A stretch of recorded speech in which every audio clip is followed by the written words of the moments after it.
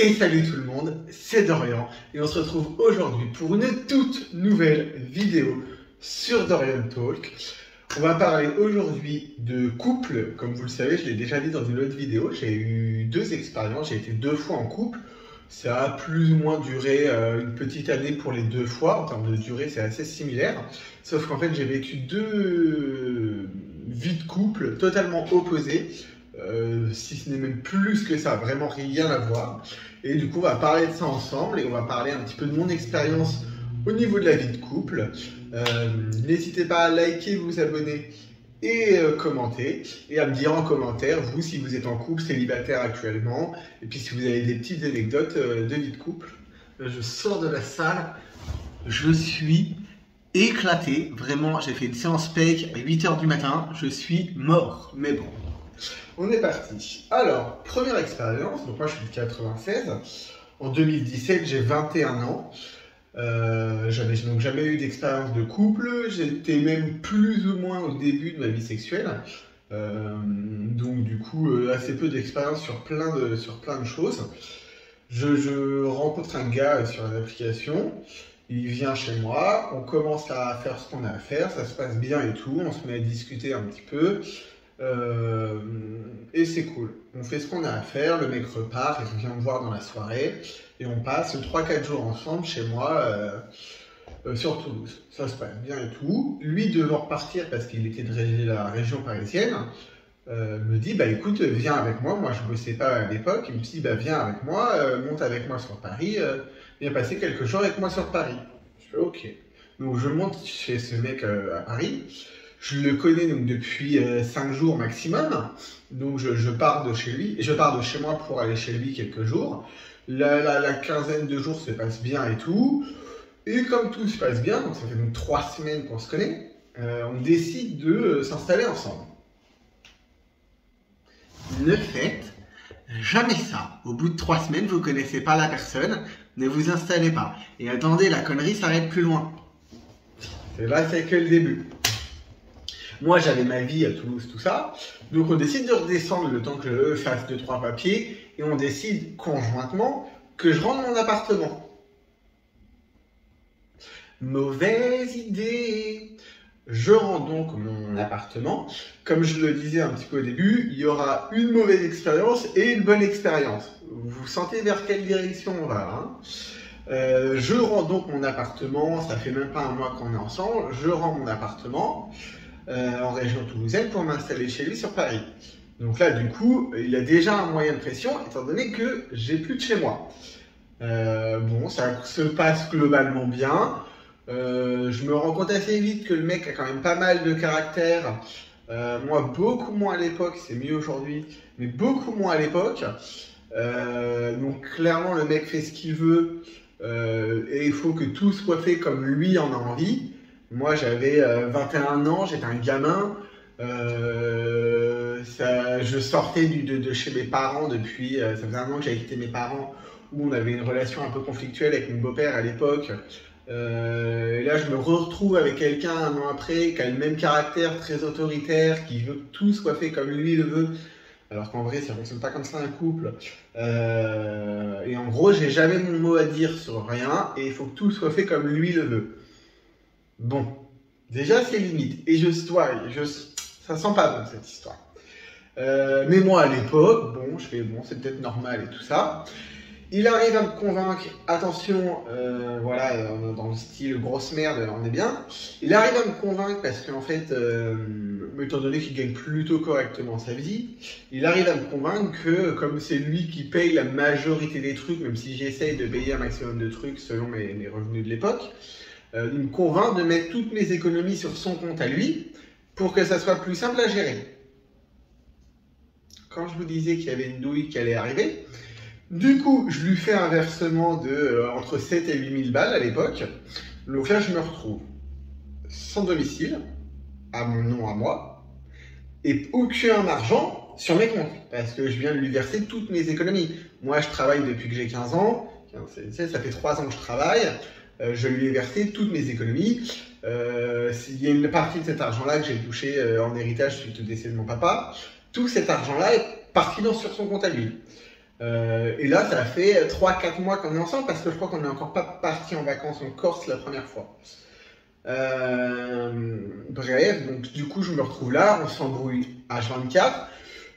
Plus d'une nuit sur deux, on s'engueule. Du coup, il me fait dormir dans une pièce qui sert de débarras à côté où il y a un vieux lit, une place. Donc, plus d'une nuit sur deux, il me fait dormir là-bas. Je passe mon temps à me faire hurler dessus. Certaines fois, je peux carrément pas sortir de l'appart quand il est pas là. Voilà, c'était horrible. Et moi, j'avais aucun moyen de me casser, étant donné que j'avais pas d'adresse et j'avais pas de thune. Donc se passe plusieurs mois comme ça. On part en vacances une première fois en Corse avec un couple d'amis à lui que je connaissais vaguement. Ça a duré, je crois qu'on est parti 15 jours et on s'est embrouillé plusieurs fois dans cette quinzaine. Et ouais, ça a été violent au niveau des engueulades, quoi. Avec plusieurs menaces de dès qu'on rentre à Paris, je te fous dans l'avion et tu te casses. Bref, on rentre de Corse. Donc on rentre fin juin, se passe le mois de juillet, donc toujours le même le rapport un peu tendu, mais je prends sur moi et j'essaye de me faire le plus plat et le plus calme possible pour justement pas rentrer dans son jeu et qu'on s'embrouille.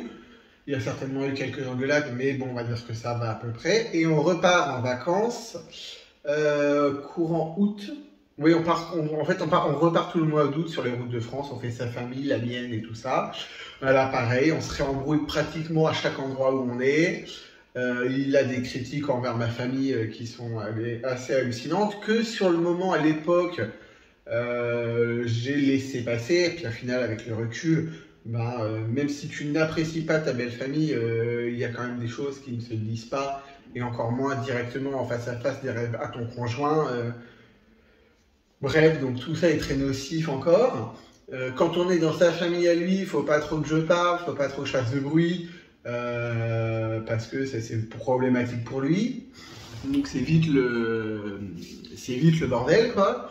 On passe tout le temps à s'embrouiller et on se retrouve enfin tous les deux pendant la dernière quinzaine. Donc là, pareil, on s'engueule régulièrement, tout ça. Et moi, là, vraiment, j'étais arrivé au bout, j'en pouvais plus. On était début septembre.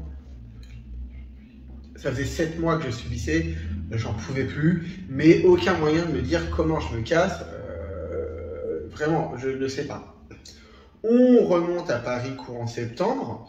On pouvait être mi-septembre, je dirais, parce qu'on est resté un peu plus longtemps en vacances. On rentre, c'est le courant septembre, et là, c'est le bordel. Tous les jours, je me fais engueuler tous les jours pour tout et pour rien. Il n'est pas violent, mais il a certains gestes d'humeur, de menace et tout ça. Et puis un jour, il finit par me foutre à la porte de chez lui, en me jetant un peu de cash à la gueule. Je pars avec une valise, un sac à dos, et je redébarque chez ma grand-mère. Voilà, je vous passe les détails j'ai dû refaire un aller-retour chez lui pour récupérer mes affaires. Vraiment, c'était ignoble. On avait des rapports quand lui décidait, donc moi, une fois sur deux, j'avais pas envie parce que c'était tellement pesant mentalement, mais bon, je laissais faire parce que au moins j'avais la paix, puis qu'il était un peu plus sympathique après. Vraiment, avec le recul, mais il n'y a rien qui va, quoi. C'est vraiment, il a vraiment un caractère qui ne matchait pas avec moi. Après, je ne suis pas à dévoiler tout, hein. À l'époque, j'étais un petit con, j'avais le répondant facile, je supportais pas l'autorité, mais je me suis retrouvé très vite en fait dans une relation où, en fait, c'était c'est ça aussi. Je me suis retrouvé dans une relation où très vite j'avais l'impression d'être avec mon daron, parce qu'il faut savoir que moi j'avais donc 21 ans et lui en avait un peu plus de 50. J'ai rien contre les couples qui ont une différence d'âge, mais là, moi, j'étais pas assez mûr à l'époque, et lui, il était clairement nocif. Les deux cumulés, c'était pas une bonne idée. On ne quitte pas son appartement au bout d'un mois pour quelqu'un qu'on ne connaît pas. C'était non, quoi. Donc, du coup, il finit par me jeter. J'appelle ma grand-mère, arrivée, en partant de chez lui, j'appelle ma grand-mère sur le trajet qui m'amène au métro en lui disant machin m'a foutu dehors. Je prends le train et j'arrive. Problème, il m'a mis au dehors en plein milieu de la nuit, ou du moins en soirée bien commencée, et il n'y avait pas de train. Du coup, j'ai dû prendre un hôtel avec l'argent qui m'achetait à la gueule. Je prends un hôtel, je passe la nuit à l'hôtel, évidemment, je ne dors pas, et je rentre par le premier train chez ma grand-mère. Voilà, voilà. J'avais pas de quoi payer le train, c'était un bordel. Enfin bref. Je refais un aller-retour dans la quinzaine où je suis chez ma grand-mère, parce que je crois que je reste 15 jours chez ma grand-mère, peut-être 3 semaines. Je refais un aller-retour, récupérer mes dernières affaires. La petite heure qu'on passe ensemble ce jour-là se passe plutôt bien. Je le sens en fait par SMS, on s'était fixé rendez-vous. Je le sens par SMS beaucoup plus mielleux, machin, tout ça. On a un rapport sexuel à peine j'ai rentré, c'est-à-dire qu'il m'envoie dans les derniers messages qu'il m'envoie le fait que techniquement il veut un rapport sexuel quand on arrive. J'en parle avec ma grand-mère. J'accepte, comme ça je suis sûr qu'il est cool et qu'il ne sera pas chiant derrière. Donc je débarque, on a un rapport sexuel et je récupère mes affaires et je retourne à la gare pour rentrer chez ma grand-mère. Voilà. Donc après, à distance de Bourgogne, on fait les démarches pour trouver un appartement à Toulouse que mes parents visitent. Mes parents payent la caution, je les remercie encore. Et moi, une fois arrivé, après 3 semaines en Bourgogne, je redébarque chez mes parents pour le week-end.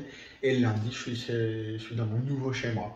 Comment vous expliquer que quand vous rentrez chez vous, ou du moins ce qui va être votre chez vous, vous vous retrouvez seul, vous n'avez plus vraiment de meubles parce que en fait tous les meubles que j'avais dans l'ancien appartement, je les avais laissés. Vraiment, j'avais tout laissé, j'avais plus un rond ni rien.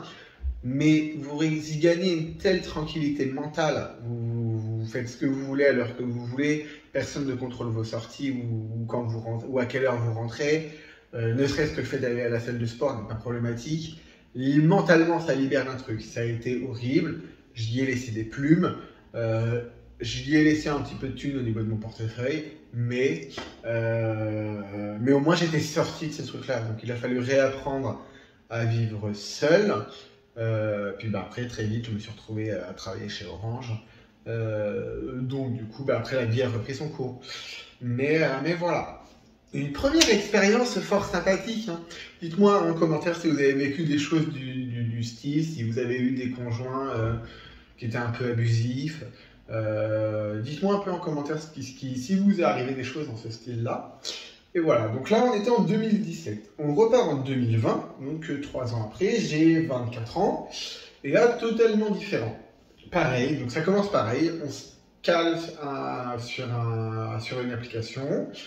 On discute un petit moment sur l'application, sauf que le mec travaillant beaucoup, c'est compliqué de pouvoir se voir. Moi, je le relance, le mec est chiant et tout.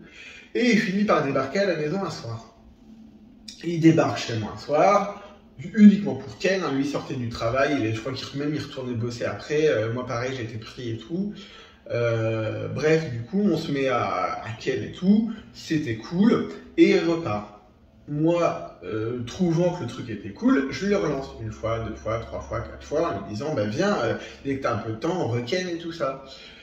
C'est compliqué, il se passe plusieurs semaines, voire quelques mois, où je le relance, il m'envoie des messages, machin, donc il y a quand même un échange des deux côtés, mais lui, au niveau de son timing, c'est la merde. Finit par me donner une date, il me fait, écoute, plutôt que juste de venir ken chez toi, on peut se donner rendez-vous chez moi à telle date. On arrive chez lui, on boit un verre sur sa terrasse, sur son balcon, ça se passe bien, le mec est hyper intelligent, il est drôle et tout, et moi direct, ce moment d'échange, donc c'était la première fois qu'on discutait ensemble, ce moment d'échange et tout ça, moi direct j'ai le coup de foudre. Le mec est intelligent, le mec est drôle, le mec a une présence d'esprit, un truc assez dingue, et accessoirement il est canon, ce qui ne gâche rien. Bref, on copule et tout ça, et après avoir copulé, on reste ensemble. Je sais plus trop si on mange et ce qu'on fait après, mais on reste ensemble un long moment. Ça s'est hyper bien passé, on échange nos numéros pour plus avoir à passer via une appli, et on s'échange des snaps d'ailleurs à l'époque. On s'échange des snaps régulièrement, et on convient se voir régulièrement. Mais en date, on va avoir des rapports aussi, mais avant d'avoir des rapports, il y a quand même tout un côté date où on discute pas mal. Ça se passe super bien et tout. Et en fait, ça arrive un moment où en fait, je suis quasiment tous les soirs chez lui. Donc, sans vraiment le dire ni l'un ni l'autre, on supprime les applications et on se décide à se dire bon, on est ensemble, c'est cool. On se le dit jamais ouvertement, mais en fait, je suis fourré tous les jours chez lui. Je finis par récupérer les clés de son appartement parce que moi, ma vie faisait que j'étais plutôt chez lui. Je finissais plus tôt que lui ne finissait. Donc, en fait, j'étais chez lui. Lui, vu les heures qu'il faisait, il travaillait minimum 12 heures par jour. Donc, en fait, je m'occupais de son appart, je faisais le ménage, les conneries comme ça, je préparais la bouffe pour le soir, c'est ce genre de conneries. Et rentrer. En fait, on a tout de suite eu une vie de couple. Je dirais pas que je me suis installé chez lui parce que de ma part, ça aurait pu être le cas, mais moi, de ma part, j'ai du mal à dormir avec quelqu'un. Du coup, je rentrais juste le soir dormir chez moi, mais sinon, j'étais tout le temps chez lui. On commençait à avoir des activités en commune, ce genre de choses. Il s'est inscrit à la salle avec moi. Et donc, on finit par se mettre ensemble. J'ai une immense admiration pour ce mec qui a absolument tout réussi dans sa vie professionnelle, c'est vraiment une tronche. Là. On est sur un mec qui sortait de Sciences Po, donc tout se matchait bien, jusqu'au jour où, quelques semaines avant en fait, c'est pas compliqué, je me suis fait larguer le dimanche ou le samedi avant le premier confinement, donc en mars 2020. Oui, donc on a démarré ensemble en 2019 parce que ça a duré un an. On s'est mis ensemble début 2019 et on s'est séparés mars 2020. Et un jour où, alors je ne le savais pas à l'époque, donc on était dans une relation exclusive. À l'époque, ça me convenait parce que je ne savais pas. Sauf qu'au bout d'un moment, j'ai craqué et une nuit d'insomnie, je me suis mis sur une célèbre application encore pour me branler. Je discutais avec des mecs qui m'envoyaient des photos et je me branle et tout ça. Sauf qu'un pote à lui m'a vu sur l'application et lui a dit, il me largue le lendemain matin, on n'en a jamais vraiment discuté, on est resté en très bon contact aujourd'hui, mais voilà. Donc en gros, il y a eu ces deux expériences totalement opposées. Le côté un mec totalement abusif, qui ne me respecte pas, et de l'autre, quelqu'un avec qui je suis son égal alors que le mec c'est une tronche pas possible et tout ça. Dont je suis fou amoureux et ça a été clairement mon premier amour parce que quand on s'est séparés, j'étais incapable de sortir de mon lit. J'avais une douleur physique, je ressentais une douleur physique après notre rupture. Alors que on m'avait pas frappé ni rien, il n'y avait pas de mon mal-être était intérieur, mais je ressentais une douleur physique. Je ne sais pas si c'est très clair ce que je dis, mais vraiment, j'étais vraiment au fond du truc. Donc du coup, après le travail fait que je suis sorti de chez moi pendant le confinement. Donc ça, petit à petit, au bout de quelques mois, quelques années, on reprend une vie normale. Mais voilà, c'était la rupture. En même temps, l'autre, c'était différent. J'étais fondamentalement pas amoureux. Alors que là, j'étais amoureux et c'était la première fois que j'étais amoureux. Donc il y a eu tout ce truc-là. Et en fait, c'est rigolo, comme mes deux expériences de couple sont radicalement opposées. Les deux mecs n'ont rien à voir. C'est pas le même style de mec, aussi bien physiquement que mentalement. Ils avaient aussi 20 ans d'écart, ce qui fait que le deuxième était quand même beaucoup plus proche que moi. Était beaucoup plus proche de moi. Et puis il était loin d'être abusif, c'était un amour. J'ai jamais été aussi canard avec un gars, parce que j'étais totalement un canard, mais je m'en foutais parce que moi j'étais amoureux. Et donc mon but premier dans ma relation, c'était lui faire plaisir. Donc c'était nickel. Ça a merdé parce que j'ai merdé, je m'en suis longtemps voulu, ça va mieux aujourd'hui.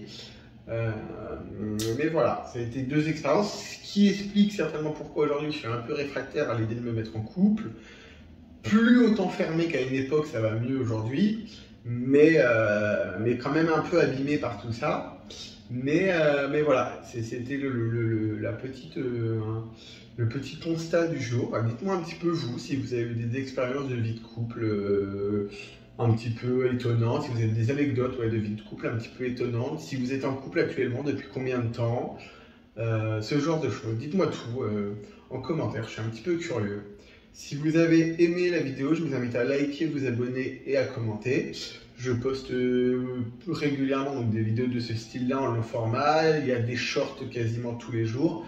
Dites-moi aussi en commentaire si vous êtes arrivé au bout de cette vidéo, si une vidéo un peu plus axée sur le sport, ce genre de choses, que je peux vous montrer en short, sur une vidéo un peu longue, ça pourrait vous intéresser potentiellement. Je vais essayer de varier un petit peu les sujets que je touche, même si la chaîne restera avec cette thématique d'amour et de sexe fort. Je vais essayer de varier aussi un petit peu le contenu parce que j'ai aussi envie de vous montrer d'autres choses. Et voilà, sur ce, je vous fais des bisous et je vous dis à bientôt. Ciao.